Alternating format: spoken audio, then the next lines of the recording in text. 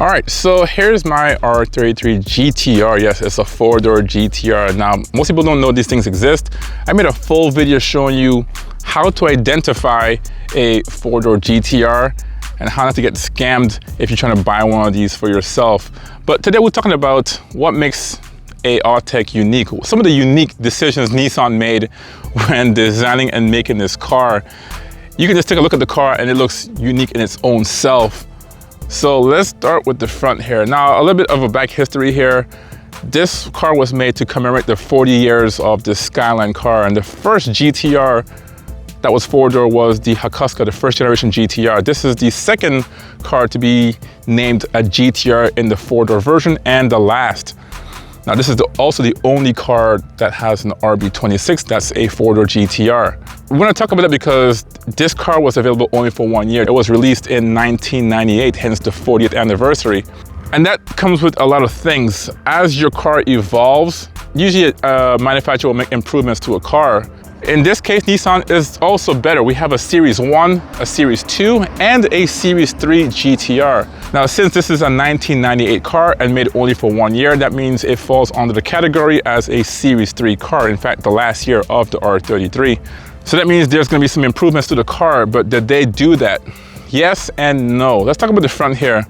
The fenders really didn't change. The hood really didn't change over the few years that the R33 existed. The big thing here is the headlights here. You can see this is the Series 3 headlights with the projector in here and xenon lights. These are pretty impressive, super expensive. We're talking about $10,000 just for headlights, guys, compared to the Series 1. So that's pretty interesting. So that makes sense. That coincides with the Series 3 car, the year that it's made in 98. One thing that's different, as you can see here, is that we have the Series 1 bumper. And that was done for the first year or two of the R33 GT-R. So if this is a Series 3, why doesn't it have a Series 3 bumper? Very interesting move by Nissan. I don't know why, but this was just to give it a more sleek, a less aggressive, a less boy racer look. And this is supposed to be a mature car. This is supposed to be like a family GT-R. So they didn't want to make it too racer-like. And that's the reason for that Series 1 lip on here. So obviously it's as easy as just removing it. If you want a more aggressive lip, you can just change that to the Series 3 lip if you want to. Now, one special thing here, probably the biggest thing that's unique, obviously this is supposed to be a wider, more aggressive sedan compared to the non-GT-R version. And that's due to these wider fenders on here. So these fenders here are specific to the Autech. It's amazing, guys. This thing doesn't do it justice here in person. And the cool thing is this thing is so wide, they had to actually make the door wider as well. You can see this little blister or bubble out here on the door. It's pretty interesting how they designed it. When you open the door, you can see it here as well, how they just made it a little bit wider. And because of that, they had to redesign the gas cap as well. Usually if you put a wide body kit on this gas cap would be a little bit more sunken in. So they had to readjust this whole thing and put the same lines on here on the gas cap as well. So it kind of flows with the entire car. Now, similar to the side skirts on here, you also have a rear spat specific to the Autech. That's very unique. Can't get this in any other car. And that's pretty cool. Now, coming to the rear here, you also have kind of a controversial look on here, but it is embracing the sedan overall.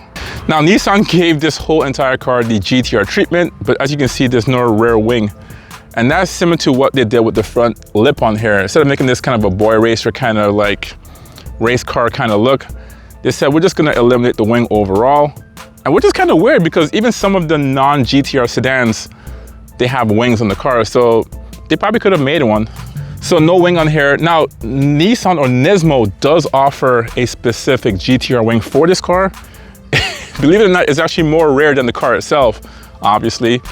Hard to get. I don't think it really flows with the car per se, but that was an option, so that's not a big deal. One thing unique about here is this GT-R badging. Obviously, it is a GT-R. The cool thing about it is that this GT-R badge here is not the same size as the coupe version. So they made a specific badge specifically just for this car. It's a little bit smaller, and I don't even know how to find one if this thing goes missing or becomes damaged. So That's true that's true with a lot of parts on this car actually. Now we have the Skyline name tag here in chrome, and the cool thing here is the 40th anniversary, as we said, to commemorate this car here. So that's unique to this car. And then last but not least, you have the Autech badge, the company that actually made this car a reality. Obviously, it's a subsidiary of Nissan. You can think of it almost like a Nismo.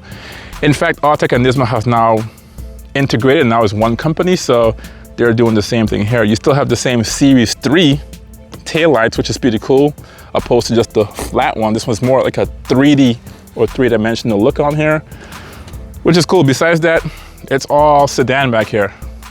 Let's go on the inside. There's some pretty cool stuff that's unique and why Nissan made some weird changes here. You can call it questionable, weird, and you can see the trend already, like a mixed match of parts. Were they out of parts? I don't know. Anyways, let's go to the inside here and see some more unique stuff. Now, as you can see, the cool thing about this one here is that it's a 4-door, but it has a GT-R interior, which makes sense. It's a GT-R. So as you can see here, we have the mesh material here in the door cards with the blue inserts, as well as the seats as well. Same thing, mesh with blue, the blue right here, which is interesting and cool because it has a GT-R interior. But one thing that's weird is that this is a Series 3 car. So usually on Series 3 interiors, you'll have the red inserts, not the blue. So they've gone back to a Series 1 interior, Series 1 seats with the same Series 1 color.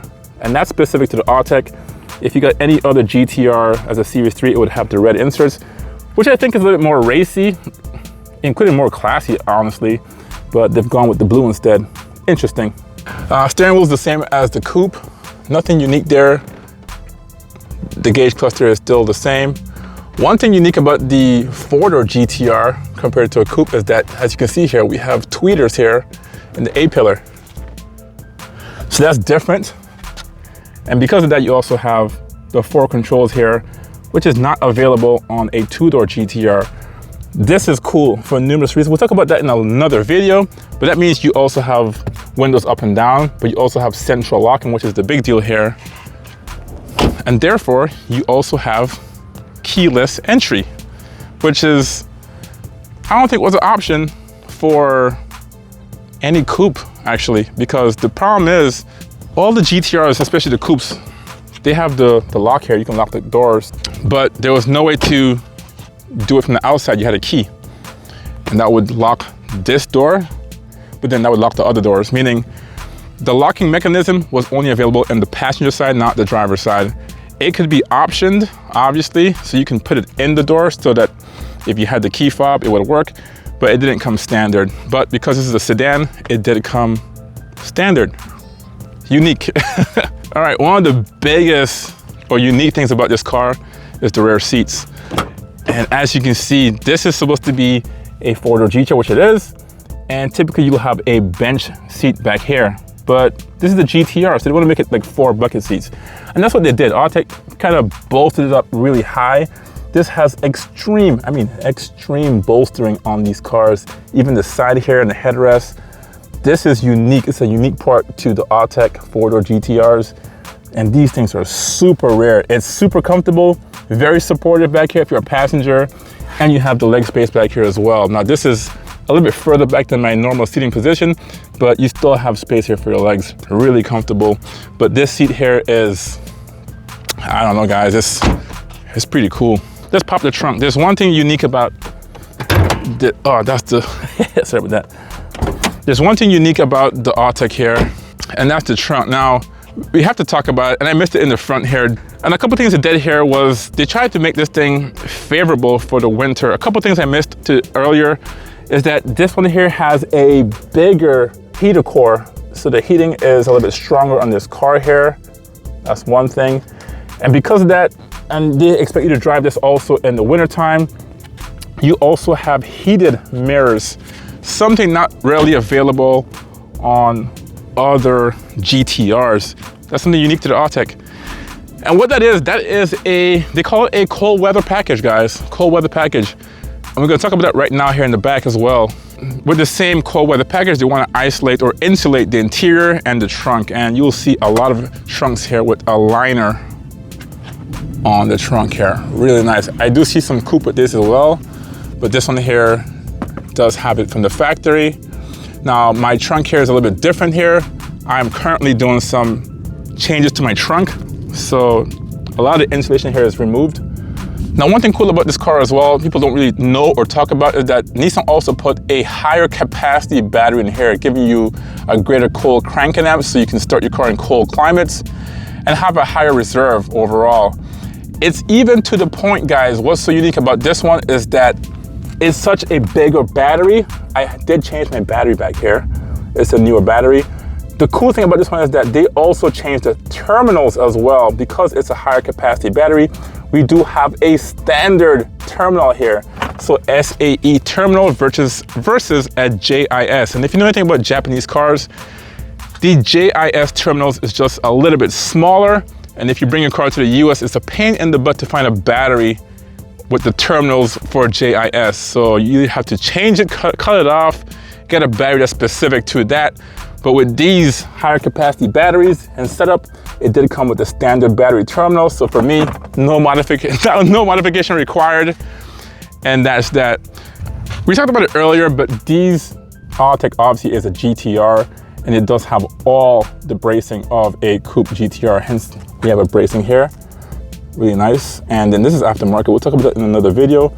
We talk about all the modifications done to this car. All right, that's it. Now that leads us to the engine, right? Obviously, the unique thing about this one, nothing crazy, is it has the RB26. And sure enough, there it is. Nothing crazy. It does have the full RB26 package in here, everything you come to know of. Twin turbocharged inline six, individual throttle bodies, intercooled, the whole nine. Everything is straightforward here. So nothing really unique. When I say nothing really unique, it is a GT-R. So everything the GT-R has, this one will have as well. So there's nothing really interesting with this setup here. It is a cool power plant. The Autech is unique and interesting, but Nissan did make some interesting choices with this car, whether it's styling, interior. There's a whole bunch of stuff in here that's unique overall. Guys, let me know what you think about this car overall. Is it unique? Is it cool? I'll be doing more videos on this car. This is literally some of the first videos I'm making on this car since I got it. And we do have a bunch of parts to do some slight modifications to this car, make it just a little bit better. And I've already started some of the process, hence the reason why some of the interior or the trunk interior is all messed up. If you want to see those videos, hit that subscribe button there for you to be notified whenever I do drop that video. So anyways, yeah, thanks for watching, and I will see you in the next one. Peace.